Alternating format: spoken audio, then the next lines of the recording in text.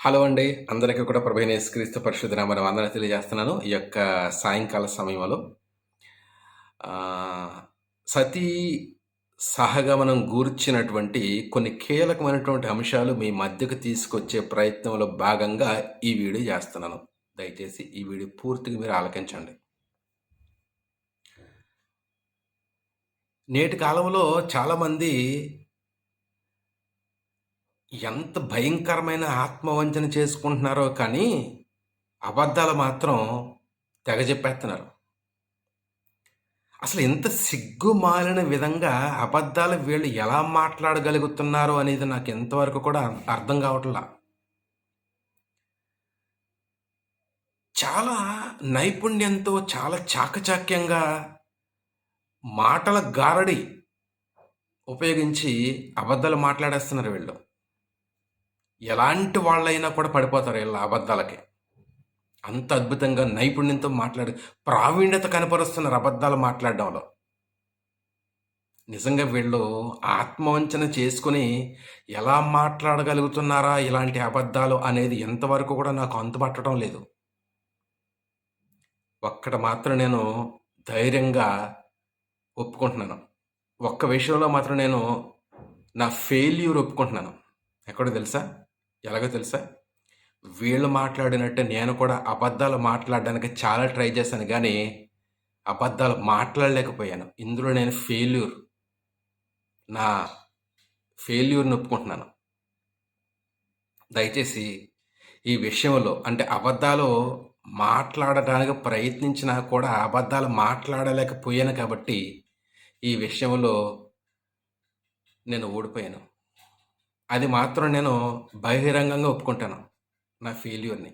Anyway.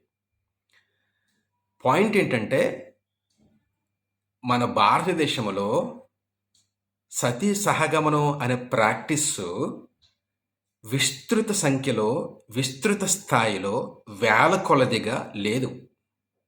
కానీ క్రైస్తవ మిషనరీలు భారతదేశమును గూర్చి ప్రపంచానికి చెడుగా చిత్రీకరించే పనిలో భాగంగా వేల కొలది కేసెస్ ఉన్నాయని చెప్పేసి తప్పుగా మాట్లాడారు, తప్పుగా రాశారు. కానీ భారతదేశంలో అలాంటి స్థితి లేదు.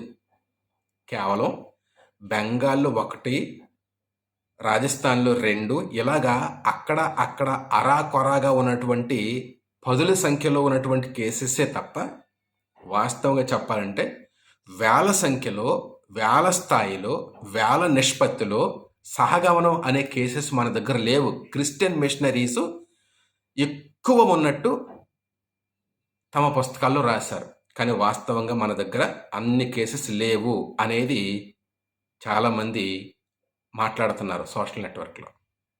Is it true dear friends? Is it true? నిజమేనా ఇది? నిజంగానే లేని లెక్కలో ఎక్కువగా ఉన్నట్టు రాసి తప్పుడుగా చూపించారా సతీ సహగమనం గురించి? Come let us check the facts.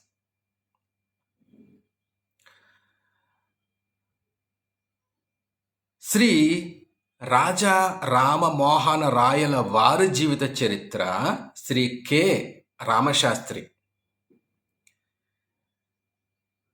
1952 వెల ₹1. ఎంతలా ఉంటుంది పుస్తకం. 1952వ ప్రింట్ ఇది. ఇది తెలుగు పుస్తకం. చాలా ఓల్డ్ కాపీ.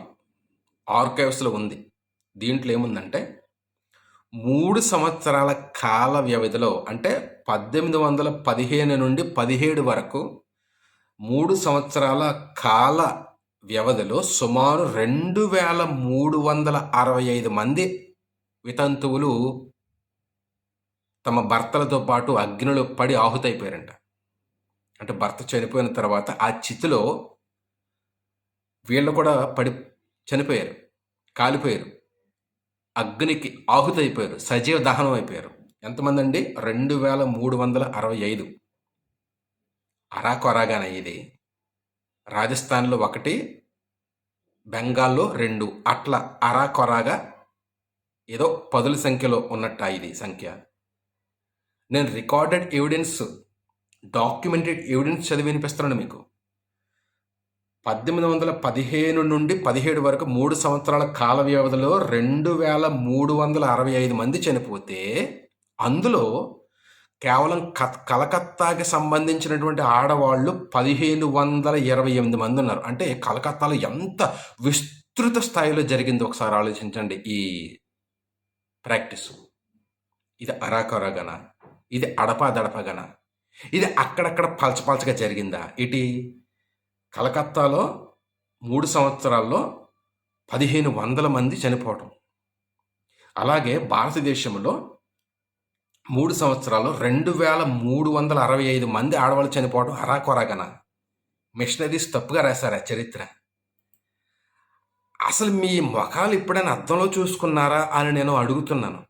అసలు మీరు ఎప్పుడైనా చరిత్ర పుస్తకాలు చదివిన పాపాన పోయారా అని నేను అడుగుతున్నాను అసలు. అవునులే, అబద్ధాలకు అలవాటు పడిపోయినటువంటి మీ మొఖాలకి పుస్తకాలు చదివేంత తెలివితేటలు ఎక్కడ చచ్చాయి గనుక మీ మొఖాల మండ.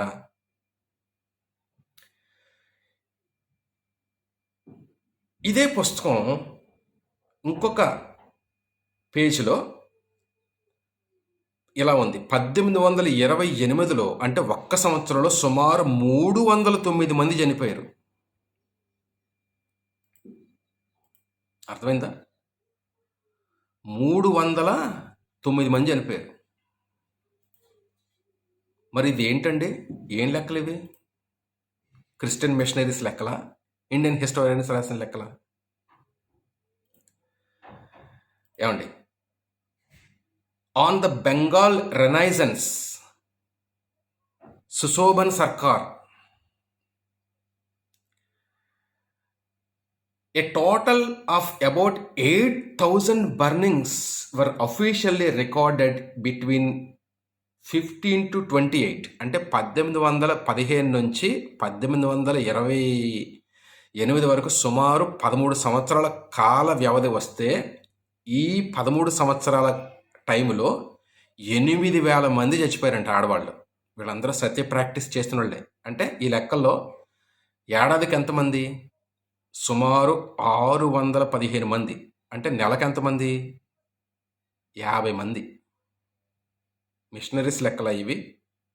పోనీ మిషనరీస్ రాసిన పుస్తకాల్లో నుంచి చూపిస్తున్నాము అంటే వాళ్ళు డిస్టార్టెడ్ చేశారు, అంటే వక్రీకరించారు, ప్రక్షిప్తాలు రాశారు అనుకోవచ్చు. భారతదేశపు చరిత్రకారుల పుస్తకాలే కదా ఇవి. ఇలాంటి పుస్తకాలు చదవకుండా, చరిత్ర మీద అవగాహన లేకుండా, భారతదేశపు విధానం గూర్చి సరైనటువంటి పరిశీలన చేయకుండా నోటికొచ్చినట్టు నాలుక మడత పెట్టి అబద్ధాలు మాట్లాడుతున్నటువంటి వారి యొక్క అబద్ధాలను మనం ఖండించవలసిన వారమై ఉన్నాము. ఎందుకంటే మనం చరిత్ర చదువుకున్నటువంటి వారము కాబట్టి.